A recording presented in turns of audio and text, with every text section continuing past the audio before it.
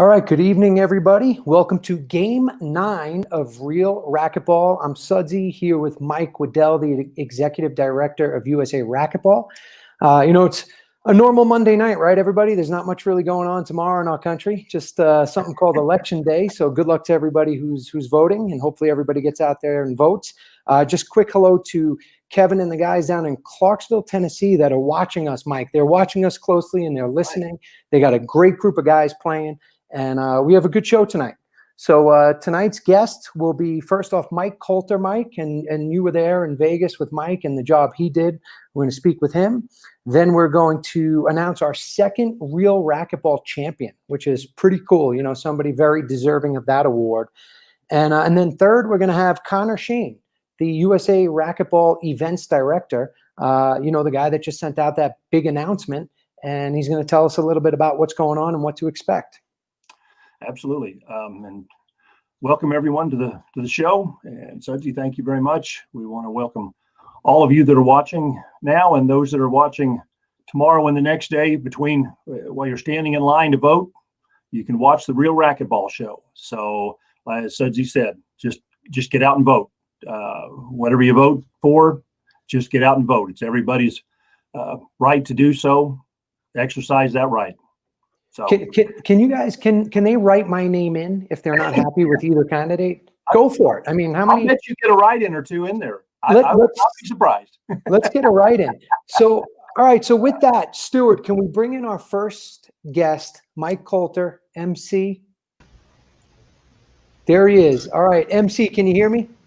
I can hear you guys just fine. Thanks for having me come on the show again. Our pleasure. Thank you.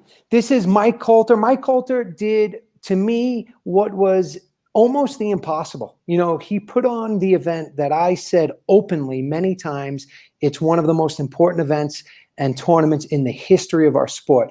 You know, Mike, what you've had to deal with, what you went through, you know, we spoke personally and privately, you know, dealing with the city, dealing with the government. You know, a lot of people don't realize how difficult it is to run an event. But not only do you run the event and put it on through this pandemic, you know, you actually build courts and take them down. That's why we're talking to you 2 weeks later. We needed you to take a breath. So first off, thank you so much, Mike, for being here. Thank you for having that event, making it happen. It was super necessary for racquetball. You did it. You pulled it off. I know it wasn't easy. You know, we were there. We had an amazing time, myself and Mike Wedel, of course. You know, tell us about it and really some of the things that maybe people don't know that went on. Right on. Like I said, I greatly appreciate you guys having me there. Now that the event is happening or is over, I did want to give everybody a little bit of insight of what it took this year. It was kind of a shock. Even for us, 6 months out, I thought that we were doing everything the right way. We've crossed all the T's, dotted the I's.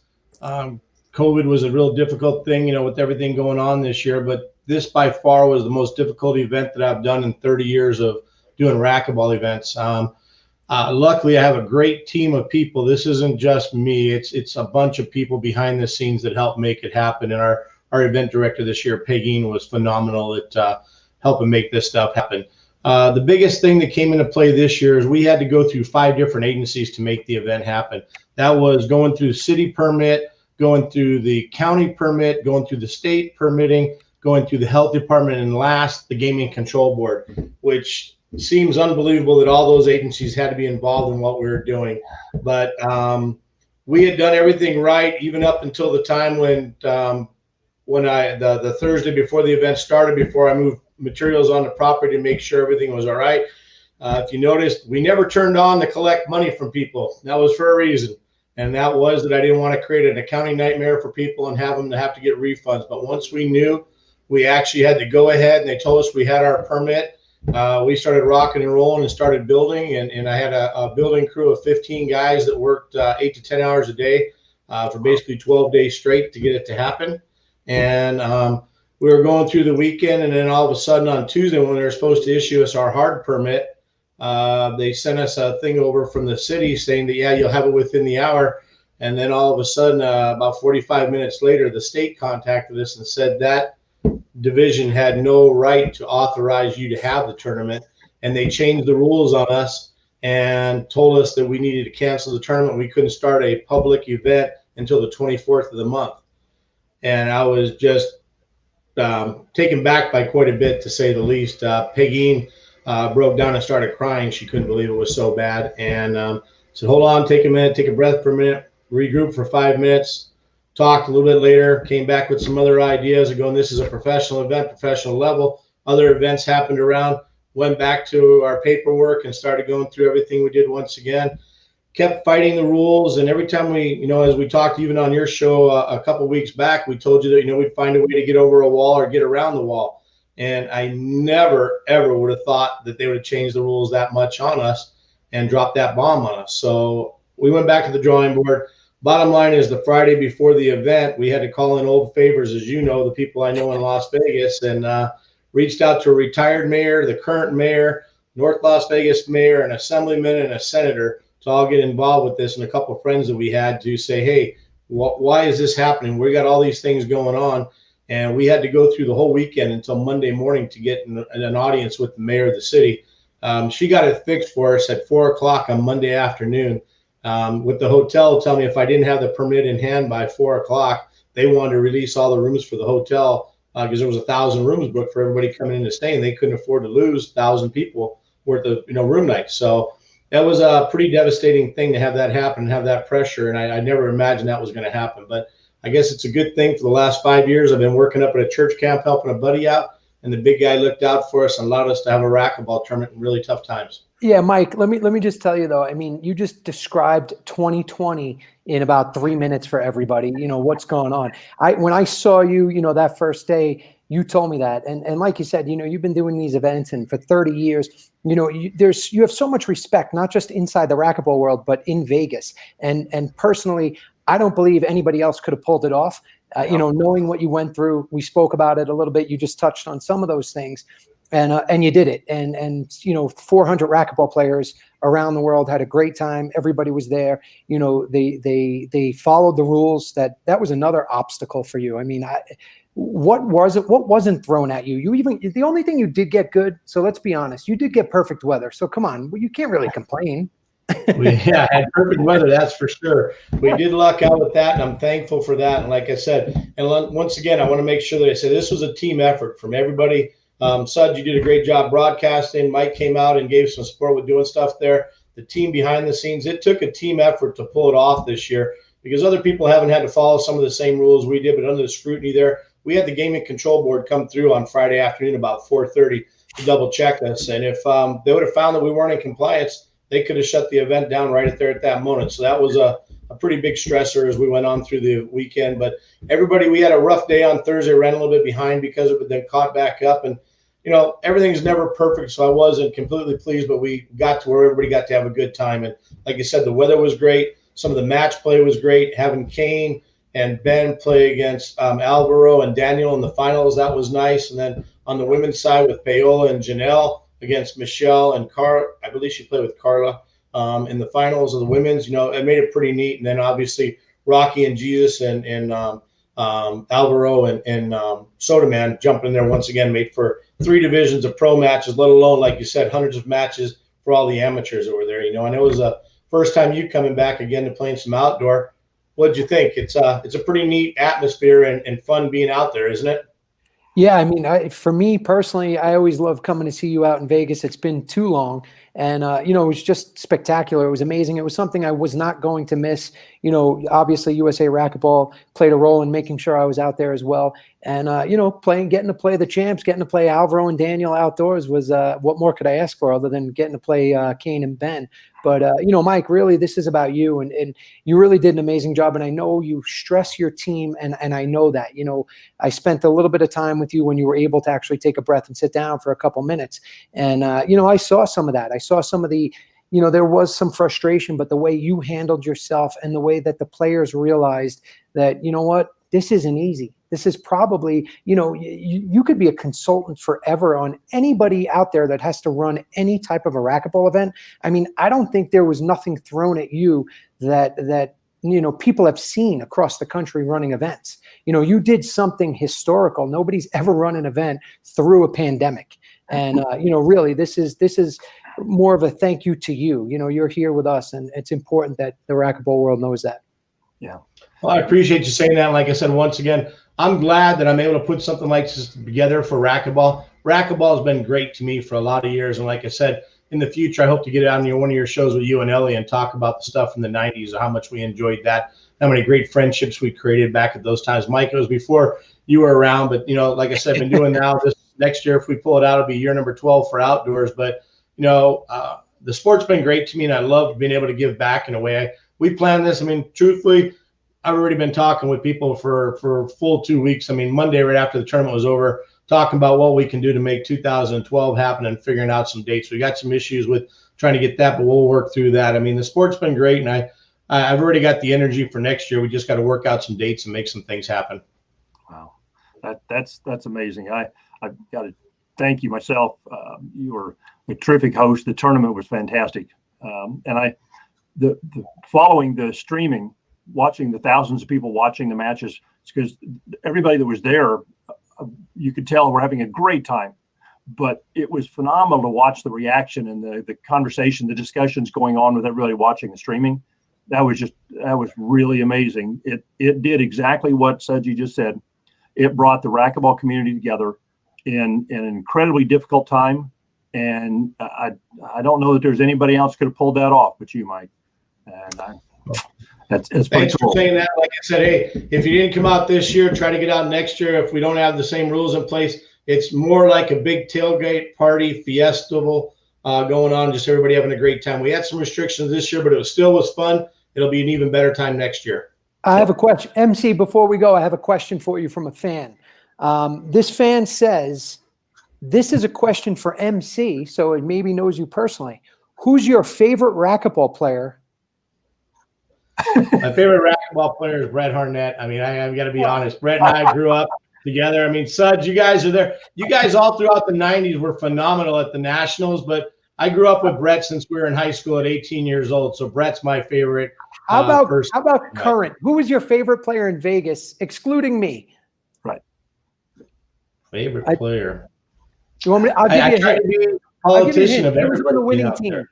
He was on the winning team. I love Daniel and Michelle. I mean, I love doing stuff with them all the time. I mean, having Kane and Ben out. I mean, I try to be the politician. Brett and I used to argue about that when you guys would be on the road and I'm hanging out being his buddy, but interacting with all the players, being a tournament director. I just love everybody having a good time. That's why I do this stuff. Well, Daniel says, Mike, thanks for an amazing tournament, and he can't wait till 2021. So. Yeah. Daniel, congratulations, and I'm not happy that you beat us, but you did beat us. So, but we'll see you indoors sometime soon too. So, MC, we're gonna let you go. I know you're super busy. We really, really appreciate. Oh, and Michelle De La Rosa. Sorry, she just popped in too, and she said hello. And Soda Man. So they're all jumping in and they're all getting involved with the MC. So it's great to see everybody. But Mike, we're going to let you go because we're going to go to the second segment. Really, thank you again so much for being with us. And we're really looking forward to 2021 and seeing how much more we can involve indoor and outdoor racquetball together. Absolutely. Because we really are going to work hard this coming year to build on this partnership and see what kind of amazing things we can help you do next year. So, Mike, before we let you go, do you want to put a plug out to any of your sponsors that kind of give a final farewell? Well, we had a lot of people starting with the Stratosphere Hotel, the Strat Hotel, Ahern Reynolds. We had KGM sponsor. I mean, there's a long list of 25 or 30. I know I'm going to leave a few people out, so be disappointed. Bella Vista Windows, Soda Man Vending, just a ton of people. And I apologize, I don't have the list in front of me about everybody that sponsored this year. But thank you very much for asking about the sponsors. I'll reach out to them, and it's on the website. If you go to 3wallball.com, there's wrap-ups and everything on there and all the sponsors. If you could patronize them and help them, when you get an opportunity to use their products, that's great because they're the ones that help us make these tournaments happen. Absolutely. That's critical part of the tournament is the sponsors and the funding to make it as big as it is. So thank you very much. Great, guys. I appreciate your time tonight, and we'll see you soon. Thanks, MC. See you soon, buddy. All right. Take care. All right, so Mike, we were out there. I was getting a little lost because I got both of you I call you both Mike and I call him MC. So I had to, I was going to start calling you Wedel, but that wouldn't have worked right. So there's Mike Coulter. Mike's been around for, like you said, 30 years, and I got to be honest, some of the best events and memories I have are the events he used to put on in Vegas at that club. It was spectacular, and he's really an asset to the sport. And the work he goes, I mean, look, he's building courts. Most of the people indoors, right? Yeah. We just go to the club and we say, go to court 1, go to court 2. That's not true. It's a lot of work, but he's constructing the courts and taking them down. So it was really fun. What was your overall impression of the event, Mike? Well, this year luckily it was my second year going, and I tell you, I've been to so many indoor tournaments, big ones and small ones, that the outdoor event, it really is, like he said, it was more of a tailgate atmosphere, everybody. And now this year was different because you had to distance and everything, but I was so impressed with the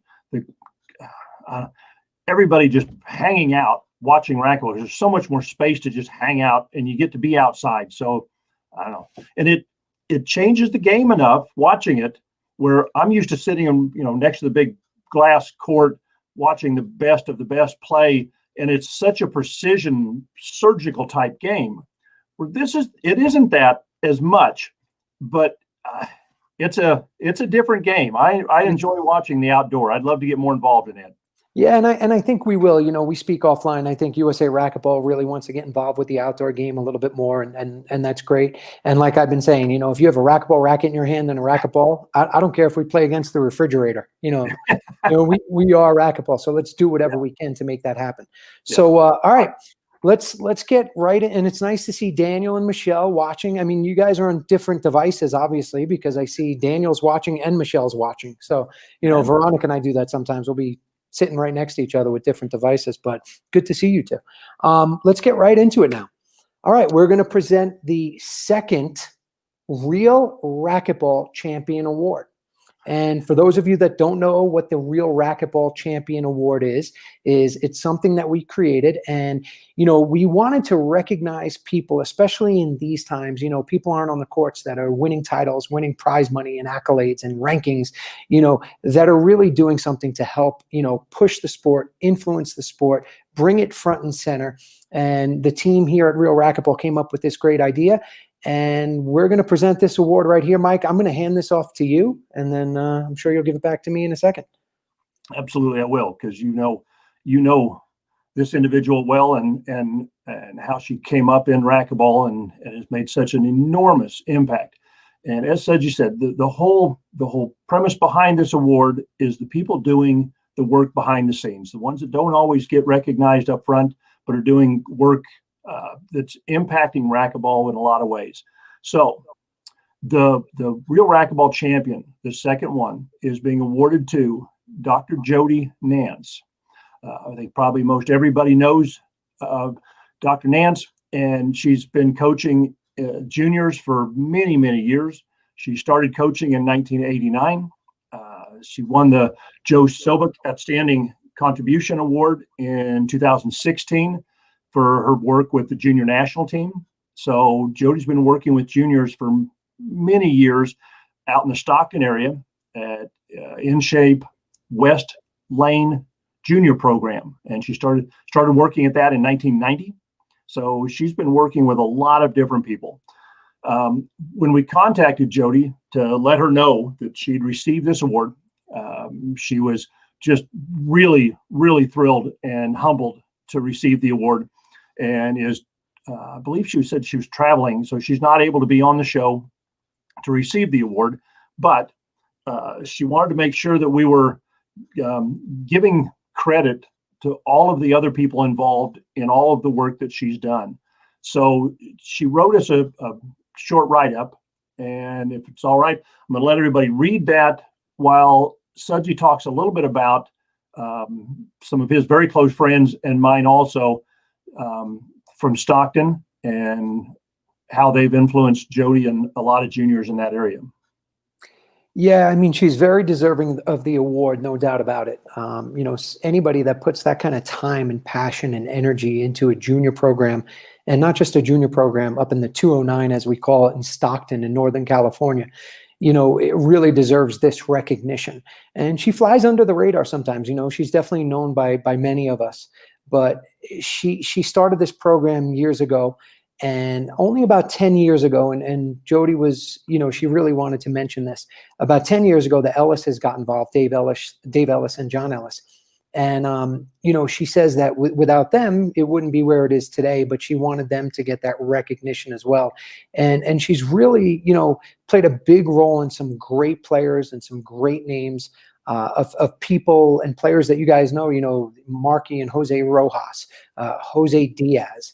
Like I said, John Ellis is up there. And what about Daniel Rojas and Tato? And it's an incredible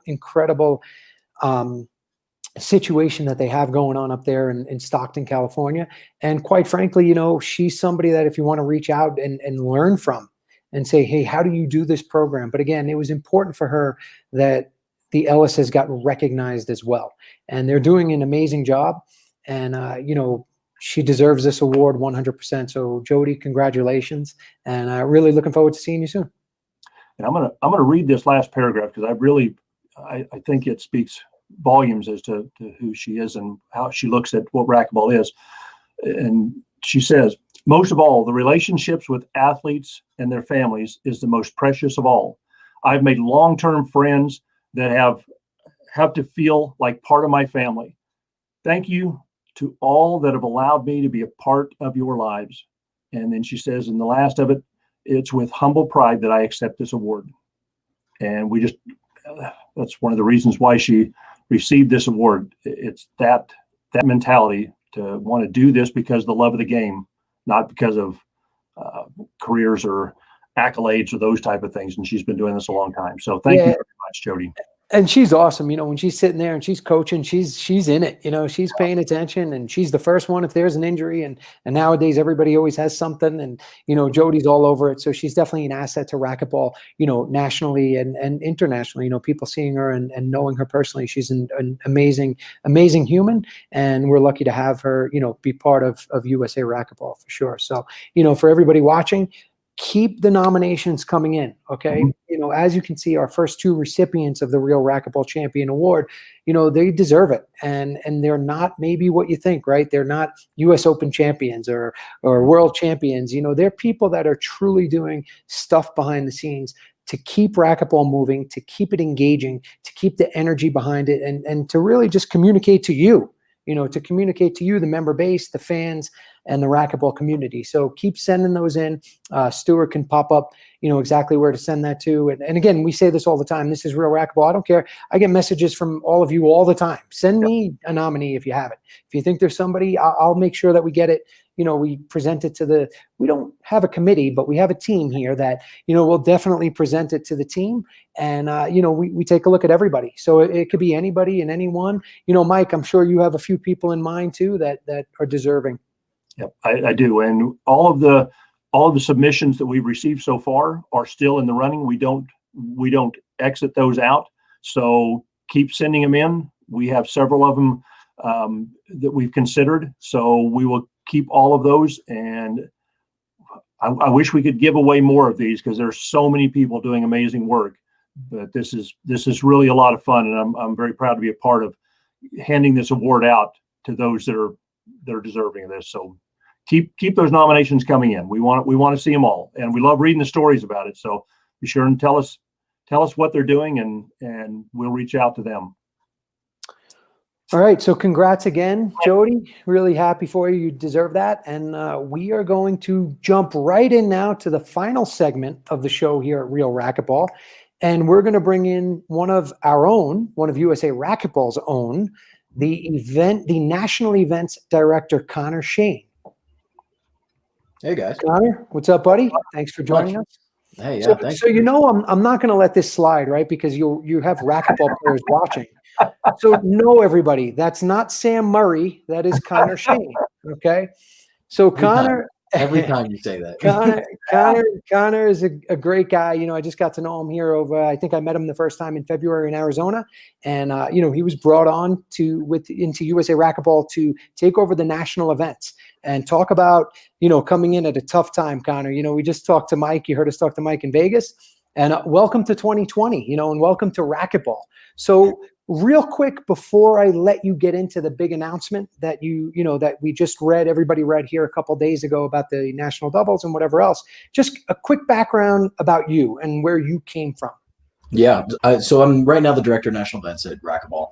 I spent about a year doing international games at the Olympic Paralympic Committee. So a lot of prep for Pyeongchang Winter Olympics. And then I took an events job with USA Fencing. So I ran their events for about 3 years. I had a portfolio of about 15 events, mostly specializing in big events. So convention centers, citywide events and stuff like that. And then I got to know Renee Isherwood here at USA Racquetball. And then she introduced me to Mike Wedel and got to talk to them for quite a while. And then a job came up, and now here I am, middle of COVID. We're lucky to have you, buddy. And, sorry we brought you in here at 2020. Not everybody has a crystal ball like Doug Ganem, getting out head and anyway. So Connor, all right, tell us about, everybody, all the members, we read this big announcement. Something obviously personally I was looking forward to going to defend my title. What's up with national doubles in February? It's postponed. So the announcement that I sent out, basically what we're looking at right now is another spike of COVID cases, hence the postponement of the national doubles. Specifically, ASU has made the fairly accurate assumption that the cases will continue to spike for a little bit, but they don't want anybody outside of the university students being there. And so they've always been great partners of, so is Tempe Tourism. But I think a lot of university campuses that I have talked to are pulling all non-university events from their university. So it's a little bit unfortunate for us to make that decision, but it was, I think, in the best interest of our community, especially with the spike, but also not having a location and not having a feasible alternative did not bode well either. So we're looking at now the June dates. Yeah, no doubt about it. Connor, thank you for that, by the way. Obviously, it was a no-brainer. You were dealt a difficult hand, and I think you made a good decision here, which is, let's make this decision now and let's not wait another month or another week or even another day. So, that's important because racquetball players, we are antsy. We play a sport that's, 7 seconds long as a point. So it was important for you to get that info out, and I appreciate it. And thank you on behalf of all of racquetball for that. That was, what can we look forward to? You said some June dates. Anything else you can tell us about? Is it still going to be in Arizona? Is it going to be moved? Anything else you can really tell us about? It definitely won't be at ASU. No. Okay. Unfortunately, I've looked at about 9 or 10 different partners, university partners, and all of them are saying the same thing. And there are a lot of private clubs around the U.S. that could really be good venues. And for that, just to not deal with that headache and to not deal with potential cancellation, if we're going to make a decision and say double is going to be postponed, it's going to be postponed. In a week or two, I'm not going to come back and say, just kidding, it's happening. That's why we waited to the time we did. The June dates seem to be somewhat of an aim for a lot of other sports. So I do my best to stay plugged into the other sports. One of the biggest ones I'm looking at now is the USA Boxing National Championships happening December 5th through the 12th. And that's a big event that most of us NGBs are keeping an eye on. If that goes well, then we're all really looking really very positively for some of our sporting events. We think that we can do a good job, but we got to make sure we're following those local rules. So those June dates are a little bit safe, but for most of our events, the university campuses are not really a good option for 2021. And I'm sorry, everybody. I'm going to dominate this segment because Mike Wedel and Connor work together every day. So I'm going to speak for the racquetball players. So Connor, you said that you're watching those events, which is really cool and interesting. Do you also pay attention, like the IRT has an event scheduled in January. The LPRT actually has 2 scheduled in December. Does that kind of change your thinking, or is it, again, just something you pay attention to? It does, but the difference that I'm running into now is the national doubles, the amateur level events are treated a little bit differently in terms of local regulations. So those are things that I really have to pay attention to. But the IRT has been something I've been looking at too. I did have a conversation with Mike Grizz last week, and he was pretty excited for some of the events that are coming up. But the way that they react to events, and specifically Mike Coulter, the way that he reacts to the events and how things happened are a good way to pave forward. But they're not going to change local regulations. The things that will change local regulations are some of those larger sporting events that happen successfully. And so they're both on my mind. But right now, since we pushed back to June, some of the smaller racquetball events are not going to be things that I'm looking at until, maybe this next fall. I mean, again, not because it can't be all doom and gloom. It could be. Some people want it to be, but I won't let it be. One of the things I think is cool is that, you're going to have another, 6 or 7 months to really plan the event, which in my mind, and getting to know you a little bit, it's just going to be that much more kick-ass. I'm super excited. The June events, I mean, it's a lot less stressful. Running an event, if you know what you're doing, is not that big of a deal. And if you want to add value to those athletes, which is something that we're very passionate about doing, and I'm passionate about doing, pushing it back this far just means we're not going to rush it. And I don't want to miss something or maybe try and cut a few corners that then our end user, the athletes, feel it. And I don't think that that's a positive way to move forward. But some of the positives that you just talked about, we are looking at an increase in events in Q4.